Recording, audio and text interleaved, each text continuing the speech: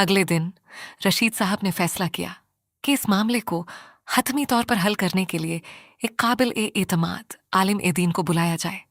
मुफ्ती साहब, जो बरसों से खानदान को जानते थे, दोपहर को घर आए, साथ में तमाम कागजात लेकर, वसीयत, पुराना मुआहिदा, सब कुछ।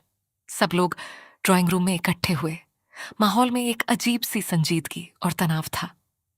मुफ्ती साहब ने कागजात गौर से पढ़े, ऐनक दुरुस्त की, फिर आहिस्ता से बोले, पहले मैं उसूल वाजह कर दूं ताकि किसी को गलत फहमी ना हो। इस्लामी विरासत में बिलाल भी रशीद साहब का बेटा है, क्योंकि वो एक जायज निकाह से है। उसका हिस्सा फरहान और आदिल जितना ही बनता है। फरहान का चेहरा सख्त हो गया, लेकिन उसने कुछ नहीं कहा। कमरे में सांसें रोके सब इंतजार करते रहे। जहां तक नानी के पुराने मुआहिदे का ताल्लुक है, ये एक कर्ज था, हदिया नहीं। इसलिए 30% का वो हिस्सा दरअसल एक वाजिबुल अदा रकम है जो नानी की वफात के बाद उनके वुरसा को मिलनी चाहिए। ये सुनकर महरीन चौंक गई। तो अब्बा, वो रकम मुझे मिलनी चाहिए क्योंकि नानी की वारिस मैं हूं? मुफ्ती साहब ने सर हिलाया। बिल्कुल दुरुस्त। ये कर्ज की वापसी है, विरासत का हिस्सा नहीं। इसे पहले अलग किया जाएगा, फिर बाकी जायदाद विरासत के उसूलों के मुताबिक तकसीम होगी। फरहान अचानक खड़ा हो गया। आवाज में तलखी थी। तो इसका मतलब है मेरा हिस्सा और कम हो जाएगा। पहले अब्बा ने घर महरीन को दिया, अब ये कर्ज भी। कमरे में सन्नाटा छा गया। सबकी नजरें फरहान पर थीं। ये वो लम्हा था जिसका सबको खदशा था। क्या फरहान का लालच सब कुछ तबाह कर देगा? रशीद साहब ने कमजोर लेकिन मजबूत आवाज में कहा, फरहान बैठ जाओ, मुझे तुमसे कुछ कहना है। फरहान बैठ गया, लेकिन उसका सांस अभी भी तेज था।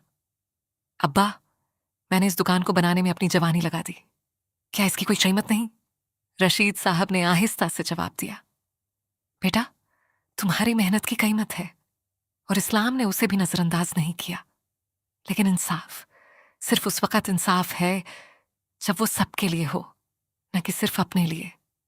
जब मैंने ये दुकान शुरू की, मुझे पैसे की जरूरत थी और नानी ने बिला झिझक दिया।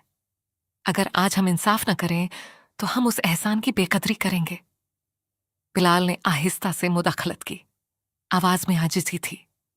फरहान, मुझे एक बात कहनी है।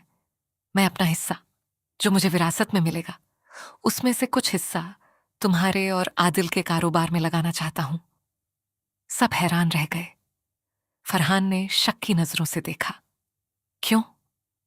क्योंकि मैंने अपनी जिंदगी खानदान के बगैर गुजारी। अब जब मुझे खानदान मिला है तो मैं पैसे के लिए नहीं, रिश्तों के लिए यहां हूं। अगर मेरा हिस्सा तुम्हारी और आदिल की मदद कर सकता है तो ये मेरे लिए असल दौलत है। फरहान की आंखों में कुछ टूटा, जैसे बरसों की सख्ती एक लम्हे में पिघल गई हो। उसने अपना सर झुका लिया। आवाज भर्रा गई, मुझे माफ कर दो बिलाल, और आप सबको भी। मैंने सिर्फ पैसे को देखा, रिश्तों को नहीं। महरीन ने फरहान का हाथ थाम लिया। आंसू उसकी आंखों में भी थे। हम सब सीख रहे हैं फरहान। अहम बात यह है कि आज हम सही रास्ता चुन रहे हैं। रशीद साहब की आंखों से खुशी के आंसू बह निकले। बरसों की फिक्र जो उन्हें रातों को जगाए रखती थी, अब हल्की होने लगी थी। उसी लम्हे रशीद साहब का सांस अचानक उखड़ने लगा। चेहरा जर्द पड़ गया, हाथ कांपने लगे। अब्बा! चारों भाई बहन एक साथ चिल्लाए। बिलाल ने फौरन मोबाइल निकाला, एम्बुलेंस को कॉल की। आदिल ने रशीद साहब को सहारा दिया। महरीन ने पानी पिलाने की कोशिश की। फरहान घबराहट में कमरे में टहलने लगा। मिनट सदियों जैसे लग रहे थे। आखिरकार एम्बुलेंस की आवाज बाहर गूंजी। अस्पताल में डॉक्टरों ने फौरन कार्रवाई शुरू की। बाहर चारों भाई बहन और अब वाकई एक खानदान एक दूसरे का हाथ थामे दुआ करते रहे। घंटे गुजरते गए। आखिरकार डॉक्टर बाहर आया, चेहरे पर सुकून। खतरा टल गया। यह एक हल्का अटैक था, लेकिन अब हालत मुस्तहकम है। सबने सुकून की सांस ली, एक दूसरे को गले लगाया। फरहान, आदिल, महरीन और बिलाल, जो अब वाकई उनका भाई था हर लिहाज से। एक हफ्ते बाद जब रशीद साहब सेहतयाब होने लगे, पूरा खानदान दोबारा इकट्ठा हुआ। इस बार मुफ्ती साहब की मौजूदगी में विरासत को हतमी तौर पर मुनसिफाना तरीके से तकसीम करने के लिए। हर हिस्सा इस्लामी उसूलों के मुताबिक तय हुआ।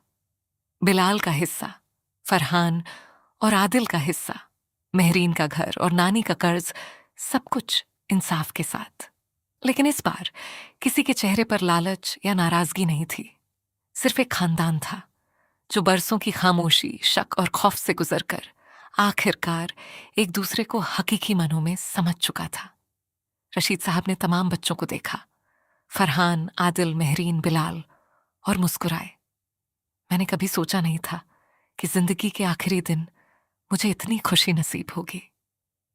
विरासत सिर्फ पैसा और जमीन नहीं बेटा, असल विरासत वो मोहब्बत और इंसाफ है जो हम एक दूसरे को देते हैं और जो हमारी अगली नस्लों तक मुंतकिल होती है।